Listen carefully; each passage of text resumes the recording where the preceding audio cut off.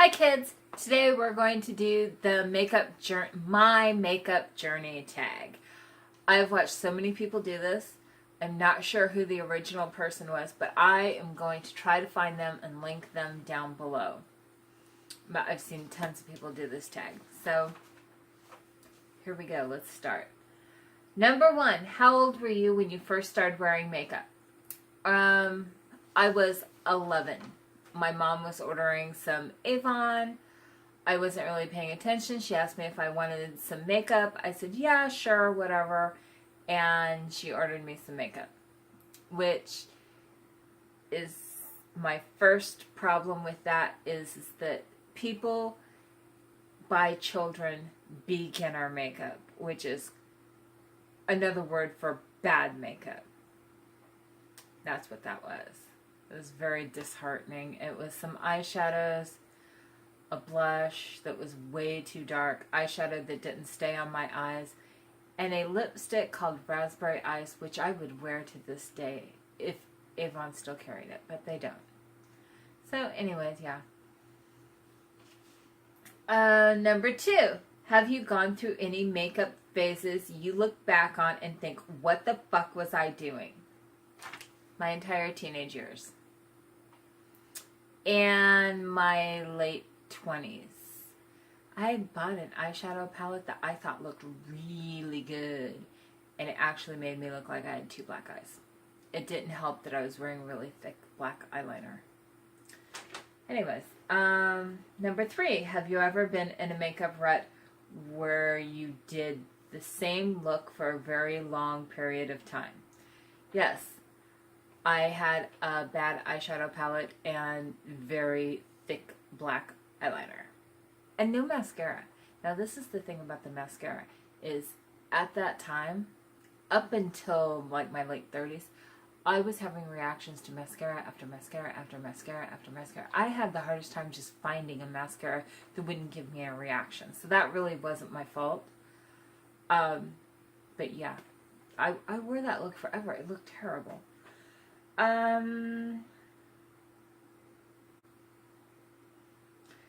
Number 4, what was your first high-end purchase?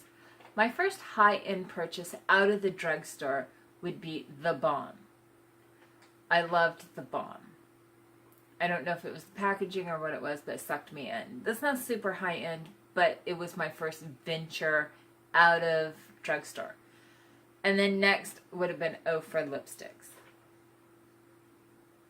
I don't remember exactly what, and for highlighters, but I don't remember exactly what from the balm. I don't remember exactly which for lipstick, but yeah, it would have been the balm, highlighters, eyeshadow. Mary Lou was definitely one of the first, and then it would have been like Bahama Mama. I mean, I went through all of the balm, and Ofra was not far behind when I started buying that. So, what makeup items have you repurchased the most, and how long has it been in your rotation? Yes, most purchased. My most purchased item has got to be the L'Oreal True Match foundation, just the little glass jar ones. And that's since the beginning of time. I honestly cannot tell you when I first bought that. It's just been forever.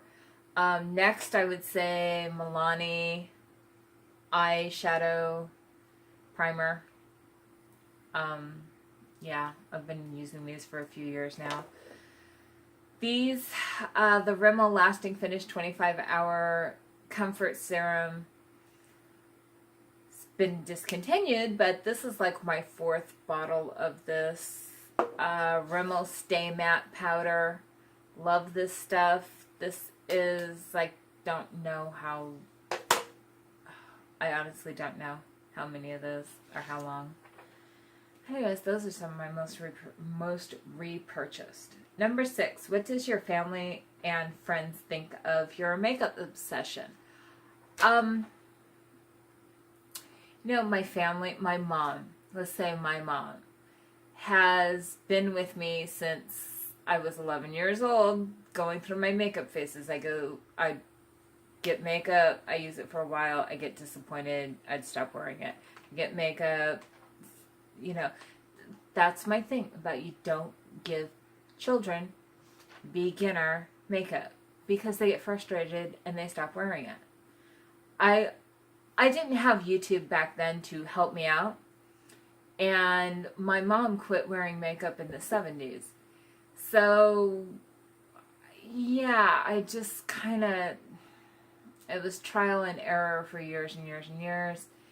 And I just, my mom, who is my family, I basically really don't have any family outside my mom. And she is totally supportive. She thinks it's really interesting because she quit wearing makeup in the 70s, so therefore all this new stuff now, and with YouTube and etc., things are a lot more complicated than they used to be, and she thinks it's interesting and kind of wild. Kind of crazy the way it's become such a huge industry. My friends, let's see, one of my very best friends told me that it was a waste. Of course, she also helped me move, and she was the one that was in charge of moving my makeup collection.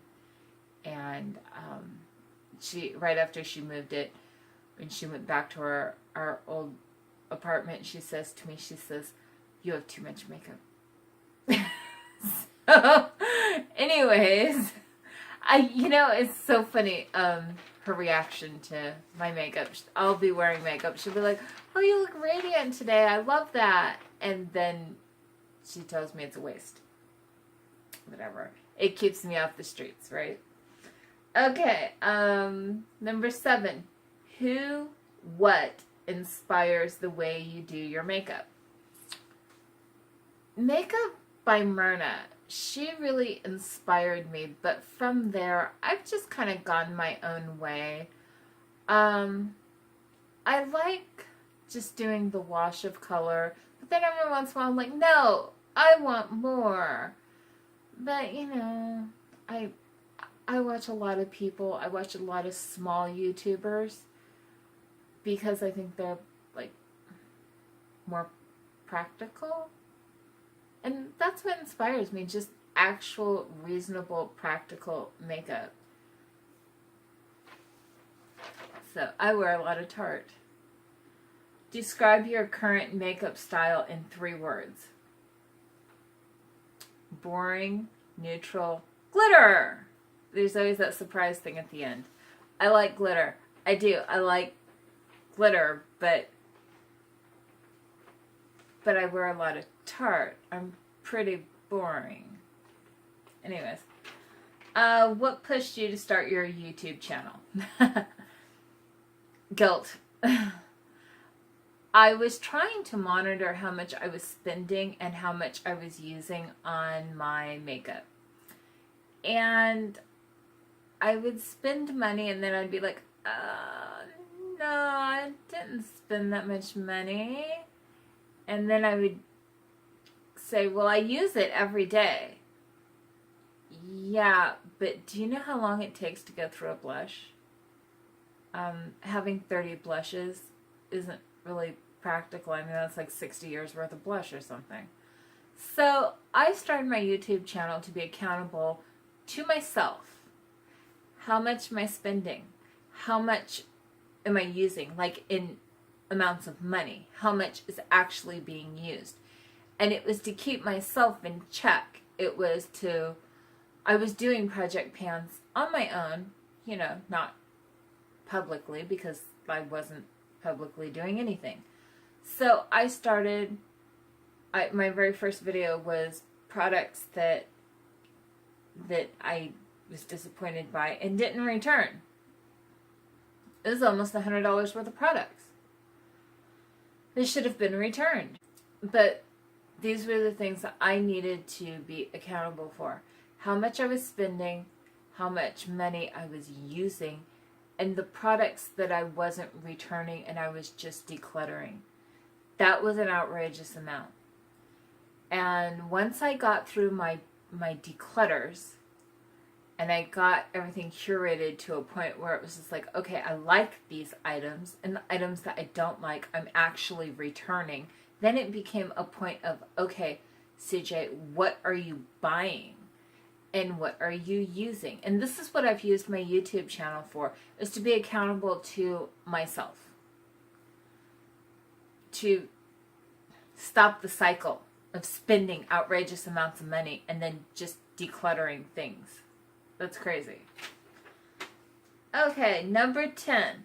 Do you think you will still be on YouTube in 3 years from now? I hope I'll still be on YouTube in 3 years from now.